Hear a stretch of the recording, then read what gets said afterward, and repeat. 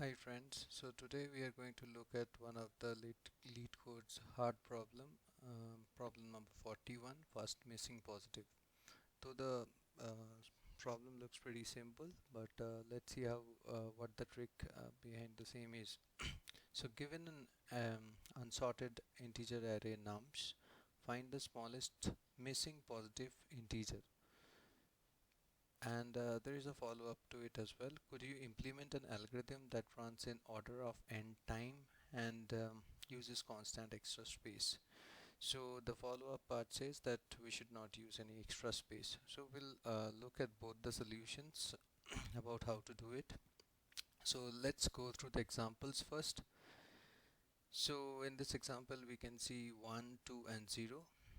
So the minimum missing first positive number is 3, so the answer would be 3. So coming to the second problem, we have 3, 4, minus 1 and 1, so 1 is there, so 2 is missing over here, so 2 would be the answer. 3, 4 is there, but 2 is missing. The third example says 7, 8, 9, 11, 12, so definitely the answer is 1. So we are going to first do it with the order of n time using some extra spaces, and then later we will see how to do it with the constant space. So let's take one example and let's see the idea behind the same. So let's say we take this scenario. So we have 4 elements, 3, 4, minus 1 and 1. So let me share the idea with you. So what they are saying that we have array 3, 4, minus 1 and 1, right? Let's 3, 4, minus 1 and 1. So one easy way using the extra spaces to create a Boolean array of the same size.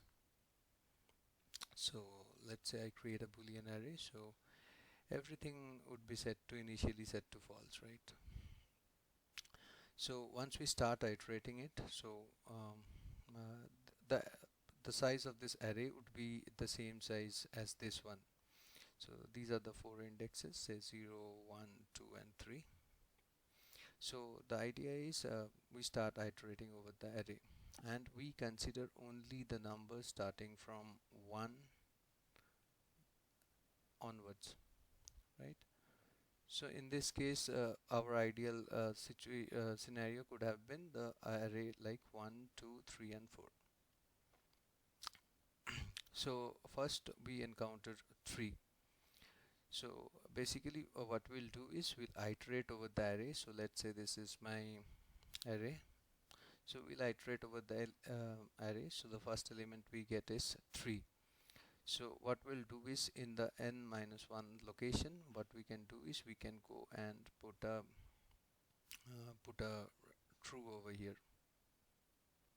Then we find a 4. What we can do is at n at the value minus 1 location we go and put a true. Then we get a minus 1, which is not on this range that we are checking for, so we'll ignore this value. Again at then we encounter the value is 1. So 1 minus 1 is 0, we set it to true. So at the end of the iteration what will happen is the array will look something like this. So that will be the first iteration, and the second iteration would be to go over this array once more and see where we encountered the first false. So we start going through the Boolean array and we see the 0th position is true and the one at first position is false. So wherever whichever index we figure it out, so here we have the answer at first false at the index 1, so our answer would be plus 1. So the first missing number would be 2. So let's see how we can do this in code. So let's quickly go ahead to the editor and write it down. Okay, so as we mentioned that we are going to create a Boolean array of the same size. So let's create a Boolean array and we can call call this array where we have seen these values. Sorry, yeah. So let's say, so as I mentioned that both this array, the nums array, and this should be of the same length. So let's initialize with the same size as this one. So next, what we are doing is to iterate over the array. Yeah. So uh, what we'll do is we'll start iterating over the nums array.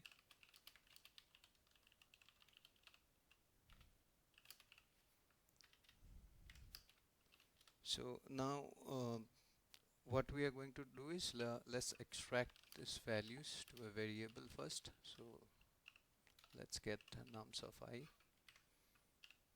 Okay, so what are the values that we are interested about? So the value should be greater than 0, first thing, and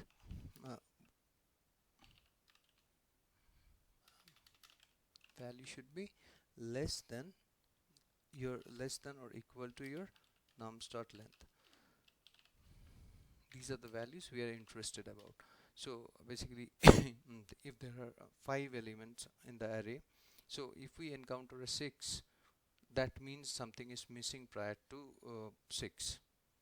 So in this case, if we go back to this example, so if we go back to this example and say instead our array looks something like 3 4 2 1 6. So when we have 5 elements and we have a number like 6, that means 6 is there is something missing in this array. If there are 5 elements, the answer would it would have looked like 1 2 3 4 5, right? So the intention is we will check from 1 to the length of the array.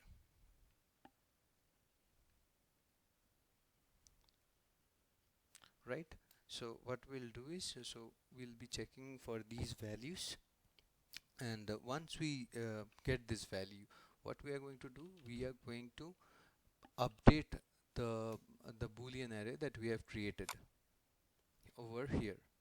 So in the boolean array, where should we update it as true? So basically as you have seen in this example, that we are going, when we are getting a 3, basically we are updating the 3 minus 1 index, because the indexing system starts from 0. So what we are going to do is we are going to update this value.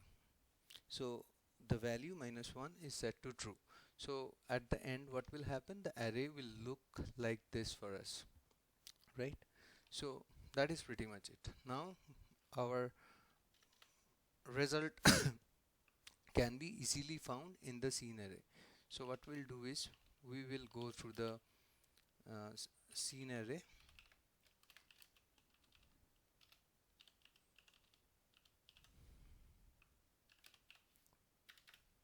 So we are iterating again,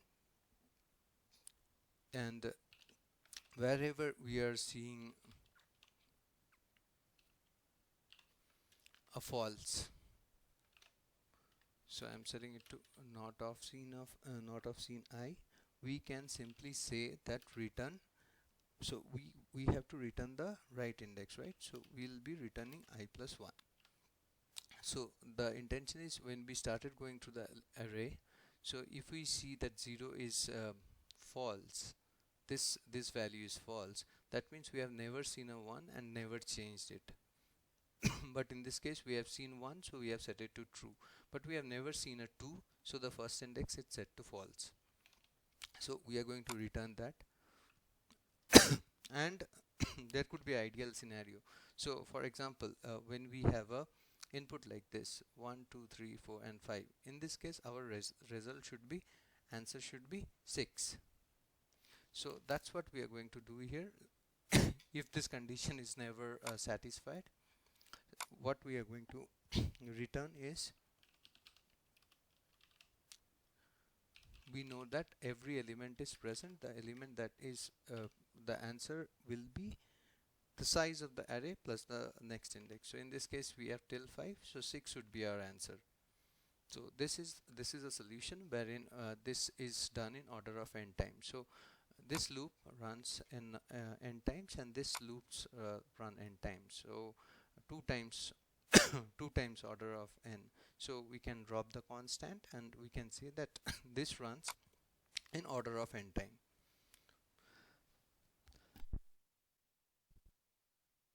But here we are using order of n space.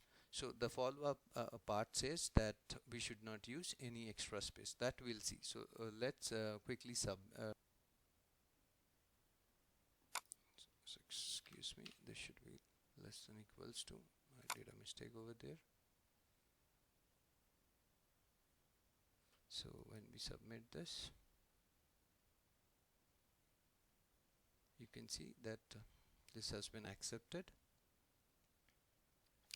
Okay, so let's come to the next solution, where we are going to see how we are going to deal with the space. So basic intention is we should not be using any extra space that we have seen over here. So how can we do this? So first let's see how to get this done, and then we will write the code for this as well. So let me clear the canvas. So let's look into the solution into a pen and paper mode. So again I am creating the same array, so let's go to the description back again. So let's say 3, 4, minus 1 and 1. So this is going to be a tricky solution. So we have 3, 4, minus 1 and 1. So we can iterate multiple times over this array, but we should not create a boolean array or take any extra spaces. It should be in a constant space. So the basic intention when we are dealing with a problem like this is we are not going to create any new array, but we are going to manipulate the existing array in order to store the result. So let's see how this idea goes. So again we are interested in the index starting from in the value starting from 1 to n. So in this case 1 to n, if I replace, n is the length of the array. Okay, so in this case we are interested in 1 to 4. So these are the 4 values, 1, 2, 3 and 4.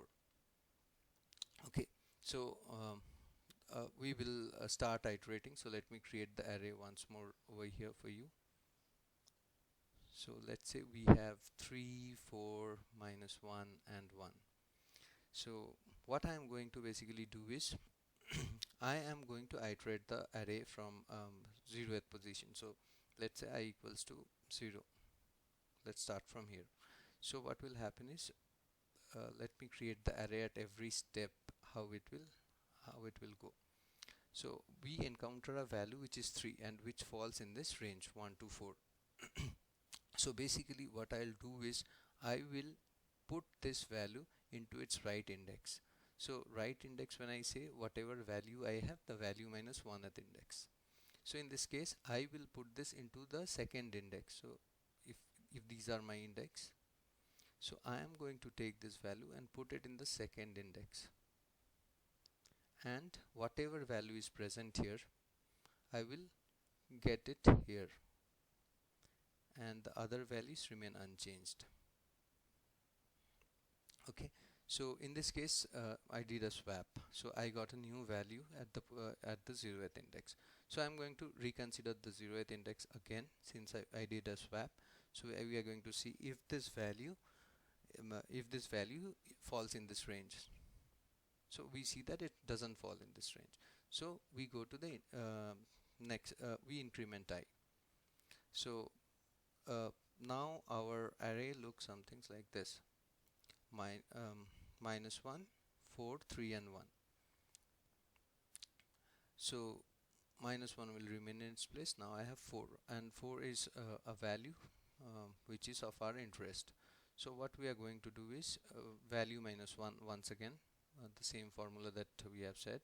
So we are going to swap for the, so 4 minus 1 is 3, so we are going to put 4 over here, right? And what we are going to do, we are going, since we are swapping, so we put 1 back here and 3 remains here. So as you can see, whenever we are encountering a value, we are changing it.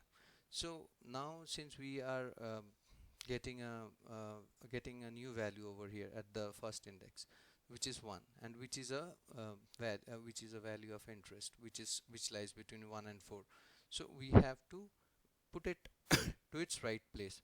So I will still remain at 1, and what we are going to do is we are going to put 1 here, minus 1 remains here, 3 remains here, and 4 remains here, right? So now I moves to 2. So when I moves to 2, so this is my second index, right? This value over here. So I see that the expected value is in this index is 3, and 3 is already sitting here, so I can just move on. So there is no change in the array, so I'll just say no change. Now I goes to the last value, which is 3. So again now we are at the last index of the array, and the expected value at this index is 4, and 4 is already sitting here, so there is no change. So my final array becomes something like this, which is 1, minus 1, 3, and 4. So I'll start iterating it again, and if I find a value that does not belong to that index, so all the values should adhere to this rule that say my array, I'll call my array, so this condition has to be fulfilled. ARI, that is 0th index, should be equals to I plus 1. So wherever I see this deviation is happening, there lies my answer. And if there is no deviation as such, then I take the next, in this case what I'll see is ARRI equals to I plus 1. So ARRI is 1, I is 0, 0 plus 1, so it's fine. So this box is okay. Now I move to the next box, which is the first index. So ARRI is minus 1, and we are looking for I plus 1. So I plus 1 is 0 plus I is 1, and 1 plus 1 is 2. So it should have been 2, but we are seeing a minus 1. So in this case, this does not match. So my answer to this problem becomes I plus 1. So just in case, if you see, if we have all the values over here, so all the right values over here, so we would have something like this. In that case, I would have been 4 after the loop exited, 0, 0, 1, 2, 3, then increment I again, so you get 4. So 4 plus 1 equals to 5, and that is your first missing positive number. So let's see this example for a case wherein we don't have a negative value but a value which is out of index. So let's say I have a array like this, and I have values like 1, 2, say 4 and 5, 4 and 5. Okay, so I have pretty much kept it sorted. So for I equals to 0, the right value is there, so there would be no change. Sorry, so there would be no change. For I equals to 1, so 1th index should have a value 2, so there would be no change.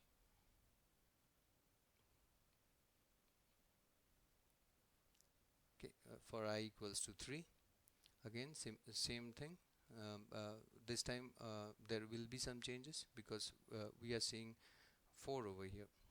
So 4 minus 1, it should go to the 3rd index. So after this is executed, so 1 would remain as is. So 5 and 4 would be swapped.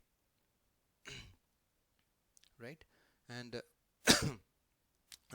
the rationale behind this is all the values should go and sit in its correct index. So we are trying to put the values in the right index, right? So let's do this in the code and see how it goes. So go back to the editor. So we are going to clean this off.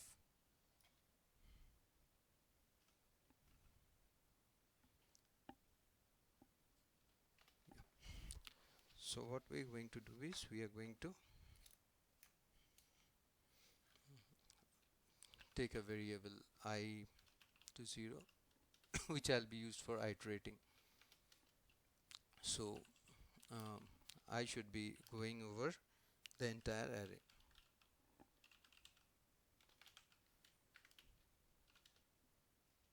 Okay. So now we have some conditions before we perform a swap, right? So let me put some conditions over here.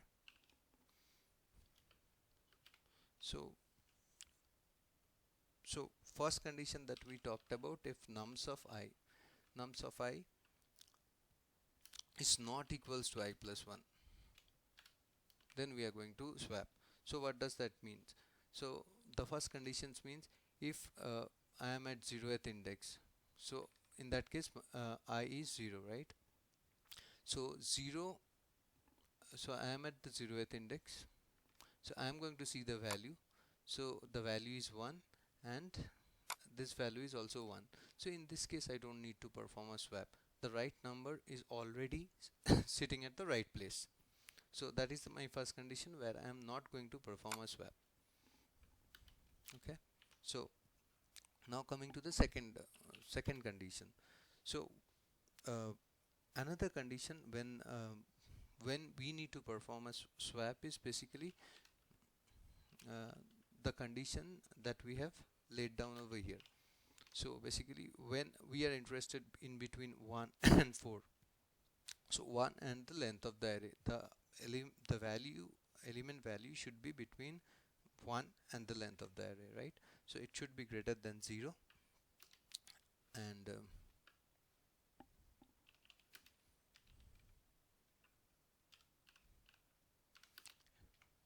it should be, what we are interested in is less than equal to nums.length. Since arrays are as you know, it is based on the 0 based index, so we have to take less than equal to. So now we have, yeah, and the third condition is when another condition that we just talked about, right? When the value at the index, so basically now take a scenario. So let me see if I can make some more space. So another condition that we need to talk about is a corner scenario wherein it can cause a problem. So what if I have duplicates over here? Okay, so when we are at 1, when I is 1, y is 0, then we don't need to do anything, no change. When I equals to 1, then also no change. Y equals to 2 means the value 3, it's sitting at the right place, everything is sitting at the right place, no change. Now we are at the third index. Now third index, this value should go to this place, but this place is already having that same value, right? So if we are making a swap, it makes no sense, right? So we need to check that condition as well. So basically what we need to see is that nums of I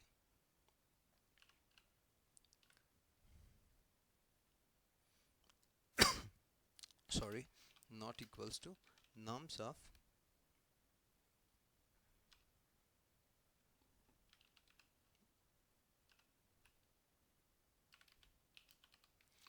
okay, so nums of I, that is this value 4, is not equals to whatever value that I have over here, -1.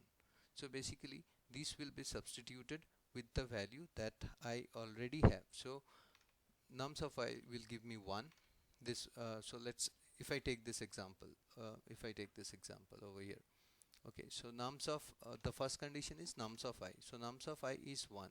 This is nums of I. One second. Yeah, this is nums of I, right? Because I is at 4, and it should not be same as nums. So what will this be substituted as? So this will be substituted as 1 minus 1, right? So 1 minus 1 should not, so nums of I means what? Nums of I means 1, and -1 is 0. So we are going and checking in that same index, so this index, that they should not be same, right? In that case we don't need to perform a swap, so we are ignoring this part. So we are going to ignore it. Okay, if this condition is satisfied, then what we are going to do is we are going to do a swap. So what we are going to do,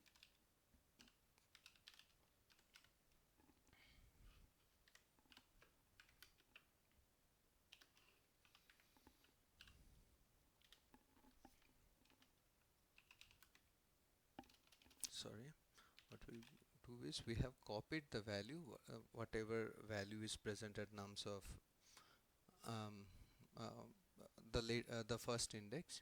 So we are going to replace that value. What we can do is let's store this as an index idx. For the sake of simplicity, it will be easier for you guys. So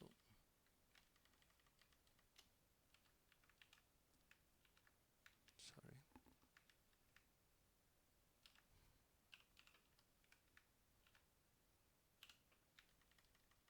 So let's take this outside so that we can use it. Okay, so we are just setting that value. So now we can easily substitute this with idx.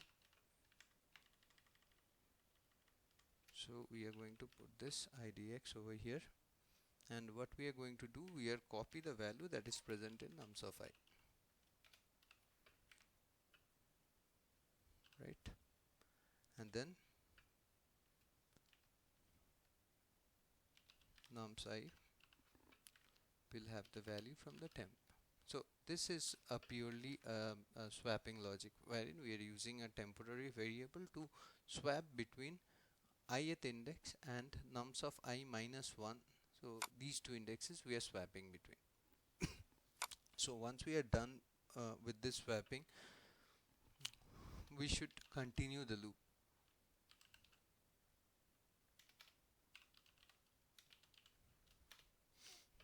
Okay, so and outside, so if we are not doing a swap, so just as we have seen over here, right? In this case, when we are doing a swapping, so when we are doing a swapping, we are getting a new value in the index. So we are not incrementing I at that time. So if we are doing a swapping, we are not incrementing and we are doing a continue. But if we are not doing a swap or anything, at that point we are going to, I think I have some problem with the braces. Yeah, we are going to increment the value of I, right? Am I missing a brace over here? Yeah. So at the end of this loop, what will happen is I will have the intended array created which can give me the result. So what I am going to do is I am just going to iterate over this array with another variable.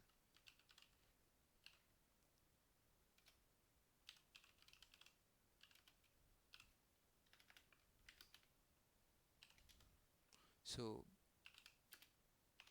I'm just going to check that if nums j is not equals to j plus 1,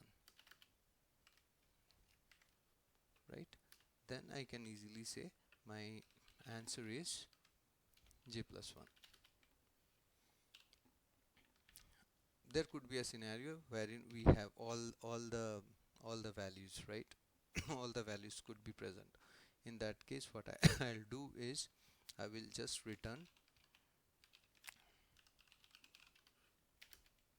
So this is a pretty similar to our last example. So if we are having all the values in place, so if my result contains say 1 2 3 4, so in this case my answer should be 5. So everything is in place. So the first missing number is the length of the array plus 1. So that's what we are doing over here. We are returning nums.length plus 1. So first let's run the code and see how it goes. I have some error over here. Did I not close it the right way?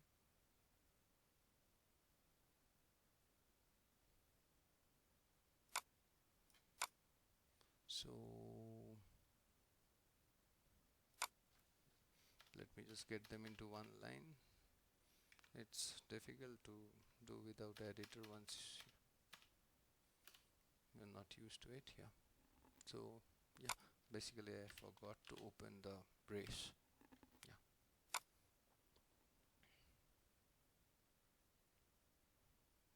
So here is the answer. It has been accepted. So let's do a submit and see how it goes. So you can see here that we have not used any extra spaces, and it has been if you compare between the two, it is 100%.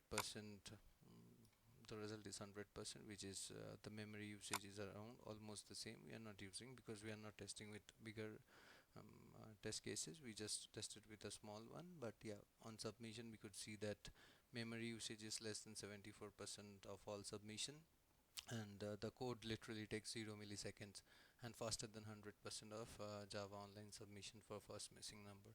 So yeah, this is how you solve it. So we are not using any extra spaces over here. Of course, these spaces that we are using, these are not going to linearly scale with the input. So these will be considered as a constant space. So these are not going to have any impact on your space complexity. So if like our last approach, this one, wherein we are creating array of the same size. So if there is 1 million records, we are going to create an array of 1 million elements. So in this case, the space required would be order of n.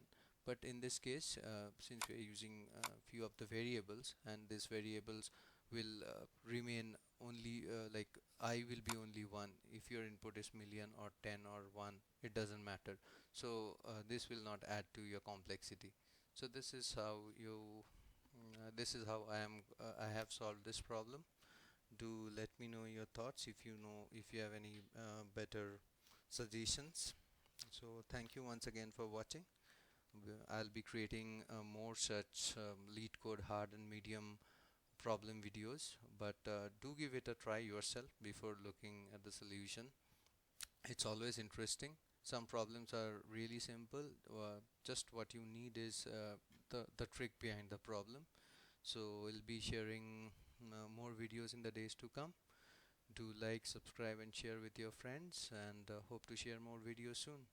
Thank you and have a great day.